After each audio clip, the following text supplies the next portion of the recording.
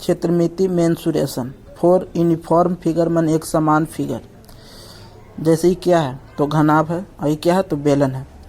तो वक्र पृष्ठ क्षेत्रफल पूछेगा ना तो परिमिति के ऊंचाई गुने परिमिति गुने ऊंचाई। ठीक। आयतन बराबर हो जाएगा आधार के क्षेत्रफल गुने ऊंचाई। ठीक। आधार के क्षेत्रफल में गुना कर देंगे ऊंचाई से तो आयतन निकल जाएगा, और क्षेत्रफल निकाला तो परिमिति में ऊंचाई से गुना कर देंगे तो क्षेत्रफल निकल जाएगा। अब ए बी फार्मूला एक रहता है, जैसे वृद्धि होगा तो प्लस में लेके चलेंगे और कमी होगा तो माइनस में। तो ये फार्मूला का होता है A plus B plus A B बटा 100। ठीक। पेरीमीटर माने होता है परिमाप। ठीक। परिमाप के मतलब होता है ना कि जो आकृति है उसका जो आकृति है कितना लंबे रस्सी से बना हुआ। जैसे ये देखिए ए और ये देखिए बी और ये देखिए सी, माने ए प्लस बी प्लस सी लंबाई के रस्सी से ये त्रिभुज बना हुआ है। ठीक। तो वही हो गया परिमिति। चाहे इस ई रस्सी से हम वृत्त बना दे तो वो रस्सी का लंबाई ही वृत्त का परिधि कहलाएगा। ई रस्सी से अगर हम त्रिभुज बनाते हैं तो रस्सी के लंबाई ही त्रिभुज के परिमिति परिमाप परिधि कहलाता है। ठीक। समझ गए होंगे। काहे कि देखिए यहाँ से स्टार्ट तो ई हो गया, ई थोड़ा सा भाग और रस्सी का ई थोड़ा भाग बी और ई थोड़ा भाग सी, तीनों का योग एक बड़ा रस्सी बनेगा जिसका लंबाई माने तीनों का योग परिमिति या परिमाप कहलाता है। सेमी पेरीमीटर होता है माने उसका आधा, ए प्लस बी प्लस सी माने तीनों भुजाओं का योग का आधा। क्षेत्रफल निकलता है जब विषमबाहु त्रिभुज या इसको बोलते हैं हीरोन फार्मूला, तो होता है root under S into S minus A S minus B S minus C. पहले एस बता दिया कि अर्ध परिमिति है, ए बी सी जान ही रहे कि भुजा है, भुजा की लंबाई है किसी भी त्रिभुज में। बोलता है क्षेत्रफल एक होता है समकोण त्रिभुज रहे तो 1/2 गुने आधार गुने ऊंचाई। जब आधार एवं ऊंचाई दिया जाए, उधार ऊंचाई दिया जाए मैंने समकोण त्रिभुज रहेगा, आधार ऊंचाई समकोण त्रिभुज में रहता है।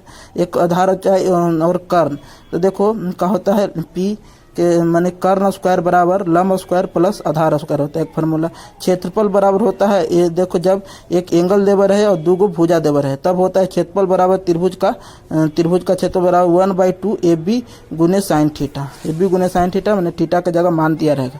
अब किसी भी त्रिभुज में अंतःवृत्त एवं परिवृत्त निकालना हो तो अंतःवृत्त के मतलब है कि वृत्त अंदर है और परिवृत्त के मतलब वृत्त बाहर है। निकालना हो तो क्या होता है, अंतःवृत्त की त्रिज्या पूछेगा तो डेल्टा बाई एस होता है। एस क्या है तो अर्ध परिमिति है, डेल्टा क्या है तो क्षेत्रफल है। ठीक।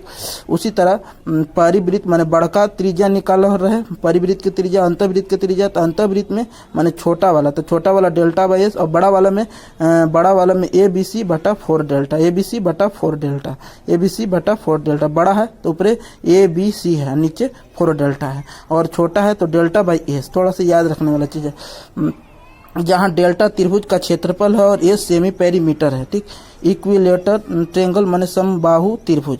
ठीक। परिमाप होता है तीनों भुजाओं का योग, तो तीन भुजा तो सब समबाहु त्रिभुज में सब भुजा समान, सब एंगल समान, सब भुजा समान, सब एंगल समान, तो ए तो 3 हो जाएगा। क्षेत्रफल होता है समबाहु त्रिभुज का √3/4 गुने भुजा स्क्वायर। ठीक। भुजा स्क्वायर। ऊंचाई होता है √3/2 गुने भुजा। ठीक। √3/2 गुने भुजा।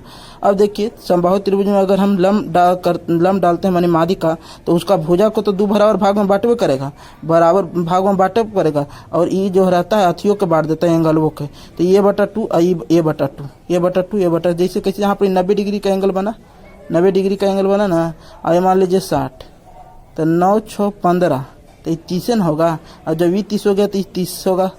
तो यही चलते बराबर भाग में बांटता, माध्यिका डालिए चाहे कुछ भी डालिए, दो भुजवा को तो बराबर भाग में बांटवे करेगा और कोनों को बराबर भाग में बांटता है। यही चलते ये फार्मूला बन जाता है कि ऊंचाई बराबर माने एडी बराबर रूट अंडर माने देखिए एडी माने ये डी लंब डाला है तो एडी हो गया, एडी को एच मान लिया है, मैंने ऊंचाई ले लिया है बराबर रूट अंडर लंब स्क्वायर। तो लंब कौन हो जाएगा, जैसे देखिए थोड़ा समझिएगा, लंब मैंने कर्ण में से तो कर्ण ई काम करेगा तो ए स्क्वायर में से ई वाला घटा देंगे, धरवा घटा देंगे तो लंबवा आ जाएगा, तो ए स्क्वायर माइनस a/2 के होल स्क्वायर रूट अंडर माने कर्ण के काम करेगा ना जी, कर्ण के। तो कर्ण में से हम ई वाला अधारवा घटा दिए, अधारवा का होगा a/2 घटा दिए तो ये आ जाएगा, का आ जाएगा ऊंचाई आ जाएगा माने लम आ जाएगा, लम। ठीक। तो उसी प्रकार आया है, कहाँ से आया ये फार्मूला, यही फार्मूला यहाँ से आया है, यही फार्मूला से आया है। ए स्क्वायर और फिर एक स्क्वायर करे ए स्क्वायर 2 के स्क्वायर तो 4 और 4 गो स्क्वायर में से 1 गो स्क्वायर घट जाएगा तो 3 गो स्क्वायर बटा 4 तो 3 √3 तो √3 अंदर रहेगा, ए स्क्वायर के 1 ये निकल जाएगा 4 के 2। उसी तरह देखिएगा यदि किसी त्रिभुज के तीनों भुजाओं के गुणनफल का वर्ग 1024 इस प्रकार हो और उसके परिवृत्त का क्षेत्रफल 16 पाई हो तो दिए गए त्रिभुज का क्षेत्रफल क्या होगा। तब परिवृत्त की त्रिज्या बराबर होता है ABC बटा 4 डेल्टा, ABC बटा 4 डेल्टा।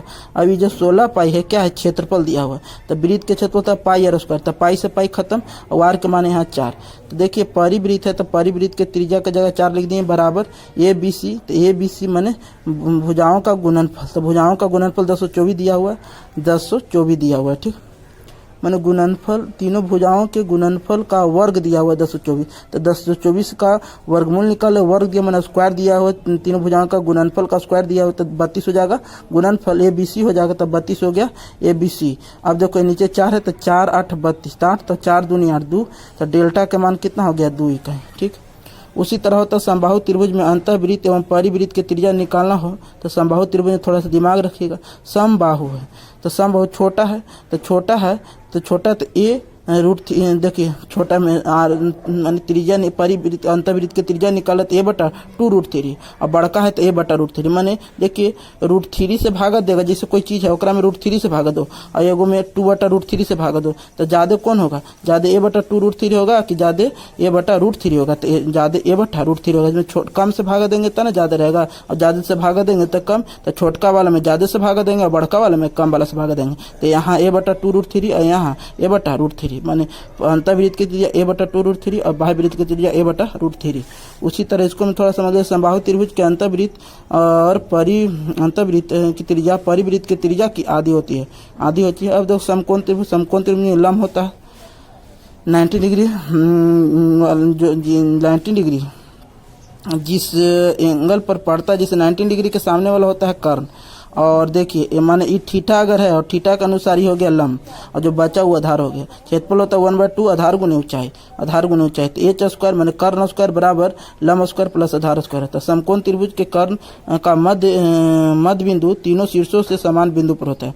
जैसे यहाँ मध्य बिंदु D है तो A से D तक लंबाई समान वही, और D से C तक लंबाई वही, और D से B तक लंबाई वही। माने AD बराबर CD, CD बराबर BD, BD CD, CD और AD बराबर होगा, मैंने जितना जितना है सब सेम सेम रहेगा।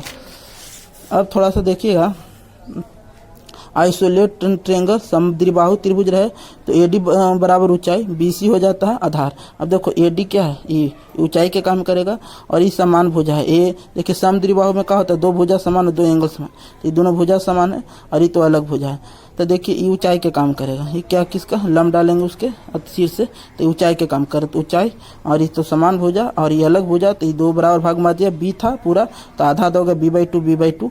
अब देखिए समद्विबाहु त्रिभुज का जैसे कि सुनो थोड़ा सा AD निकल गया ना और BC, तो BC तो ये है पता, AD का मान पता चल जाएगा निकालेंगे तो। अब देखो थोड़ा सा क्षेत्रफल बराबर एक बार तो ये फार्मूला से निकले 1/2 गुने आधार गुने ऊंचाई।